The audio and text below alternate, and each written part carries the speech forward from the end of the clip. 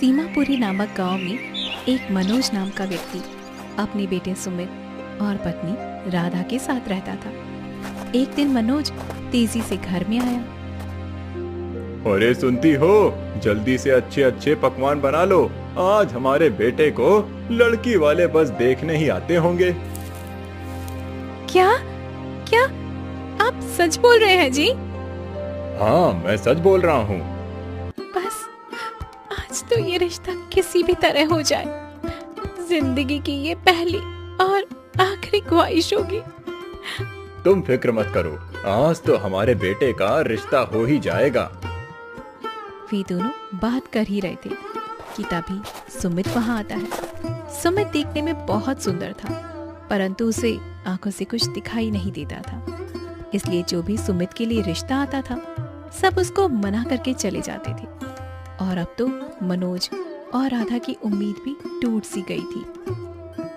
बाबा, आप रोज मेरे लिए रिश्ता ले आते हैं। लड़की वाले मुझे देखकर पसंद तो कर लेते हैं, परंतु जैसे ही उनको पता लगता है मैं अंधा हूँ, वो रिश्ता तोड़कर चले जाते हैं। सच बोलूं तो अब मेरा भी मन नहीं है विवाह करने का।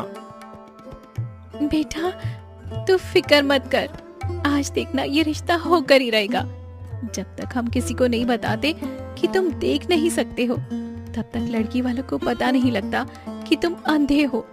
ऊपर वाले ने तुमको ये सुंदर चेहरा देकर हम पर बहुत बड़ा एहसान किया है बेटा।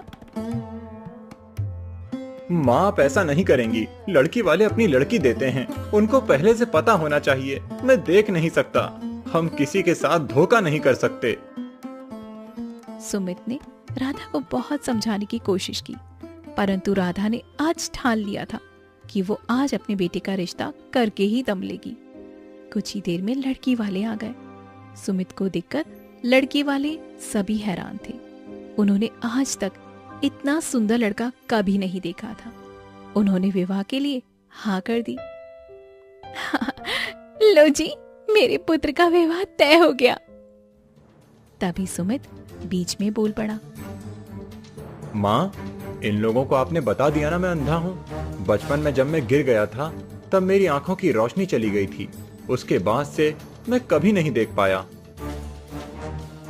ये सुनकर लड़की वालों के कान खड़े हो गए। तभी लड़की की माँ बोली,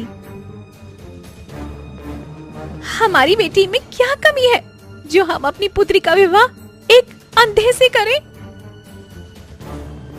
हम तो इस लड़के को देखकर सब कुछ भूल गए थे। सही समय पे लड़के ने हमारी आंखें खोल दी, वरना हम तो बुरी तरह फंस चुके होते। वे सब लोग वहां से चले गए। मनोज, राधा मुंह लटकाकर बैठ गए। सुमित का हाल भी कुछ ऐसा ही था। वो घर से निकलकर तालाब के किनारे आकर बैठ गया। उसकी आंखों से आंसू निकलकर तालाब में गिरने लगे। मुझे जो कोई भी देखता है पसंद कर लेता है, परंतु जैसे ही मेरी आंखों के बारे में जानता है, रिश्ता तोड़ देता है। माँ और बाबा आज कितने खुश थे, अब उनकी उम्मीद भी टूट चुकी है। दिल करता है इसी तालाब में कूदकर अपनी जान दे दूं। सुमित रोई जा रहा था। उसकी आंखों के आंसू जैसे ही तालाब में गिरे, एक जलपरी किनारे पर आई। उसने देखा सुमित किनारे पर बैठकर रो रहा था।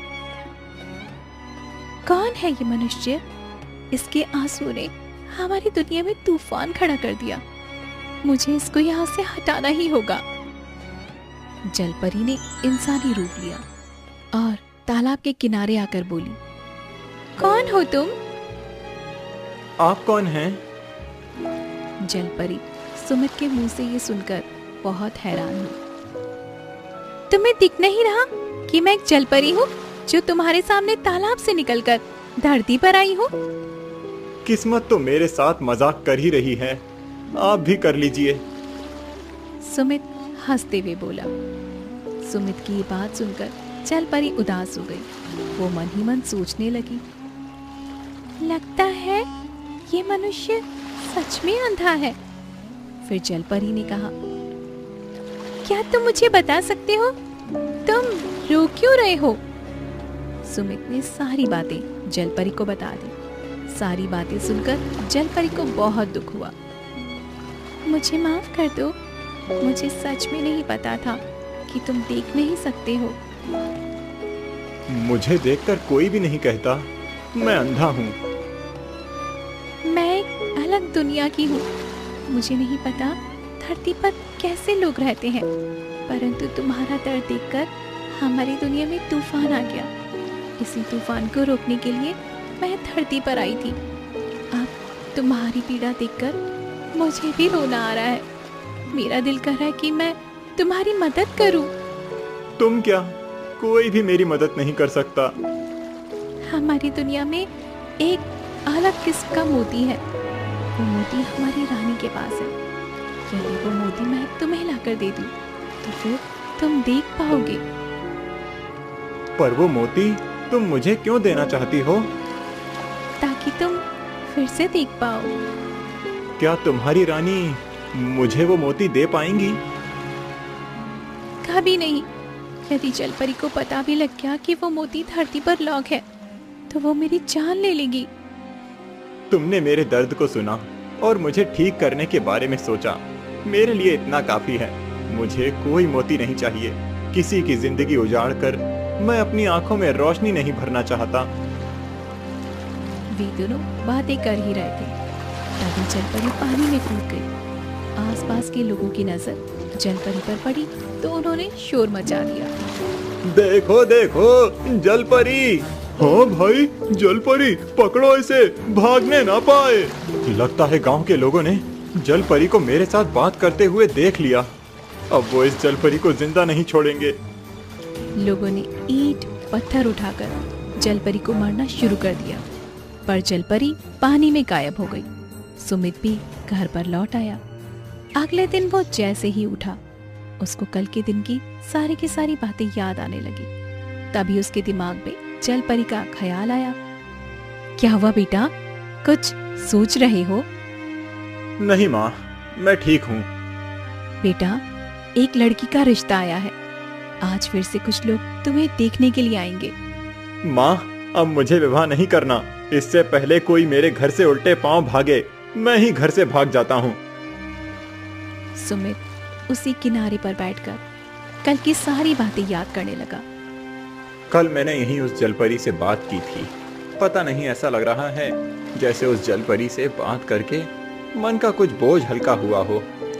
कुछ ही देर में उसके कानों में फिर से जलपरी की आवाज पड़ी। कहीं तुम मेरे आने का इंतजार तो नहीं कर रहे थे? तुम्हें कैसे पता? तुम बार बार चारों तरफ मेरी आवाज को खोज रहे थे ना? आज तक किसी ने मुझसे प्यार से बात नहीं की। मेरी सच्चाई जानने के बाद तुम पहली हो जो मेरे साथ मेरे गम में शामिल हो। इसीलिए दिल तुम्हें खोज रहा था, तुम्हारा धन्यवाद करने के लिए। अगर कल तक तुम नहीं आती तो शायद मैं पानी में कूदकर अपनी जान दे देता। ये सोचे बिना मेरे जाने के बाद मेरे माँ बाप का क्या होगा। धन्यवाद तो मुझे तुम्हारा करना चाहिए। वो क्यों? हम जलपरियों को जब भी कोई मनुष्य देख लेता है तो हम पर धार वाले हथियार से हमला करने लगता है। तुम पहले ऐसे मनुष्य हो जिसने मुझे चोट पहुंचाने की कोशिश नहीं की है। हाँ, याद आया। कल जब तुम जा रही थी, गांव वालों ने ईंट पत्थर से तुम पर वार किया था। तुमको चोट तो नहीं लगी? तुम ठीक तो हो ना? हाँ, मैं ठीक हूँ। तुम्हारे लिए कुछ लेकर आई हूँ। जलपरी ने एक सफेद मोती निकालकर सुमित को दिया। सुमित के वो मोती हाथ में लेते ही उसमें से रंग बिरंगी किरणें निकलने लगी। सुमित की आंखों में अब एकदम सब कुछ साफ हो गया था। तभी सुमित खुश होते हुए बोला, हाँ, मैं देख पा रहा हूँ, मैं देख सकता हूँ। सुमित ने आंखें खोलकर जैसे ही जलपरी को देखने की कोशिश की, तभी एक आदमी ने तीर से जलपरी पर वार किया। जलपरी के शरीर से खून निकलने लगा। वो बुरी तरह से तड़पने लगी। सुमित भागकर जलपरी के पास गया। जब तुम्हारी जान को इतना खतरा था तो तुम पानी से बाहर क्यों आई? सुमित, तुम मेरी छोड़ो। देखो, तुम देख सकते हो, मुझे आज बहुत अच्छा लग रहा है। तुम मुझे देख सकते हो। मैंने तुम्हारी मदद की है। इससे अच्छी मौत और क्या हो सकती है सुमित? जलपरी ने वहीं पर दम तोड़ दिया। एक इंसान की आंखों की रोशनी देने के लिए एक जलपरी ने अपनी जान दे दी।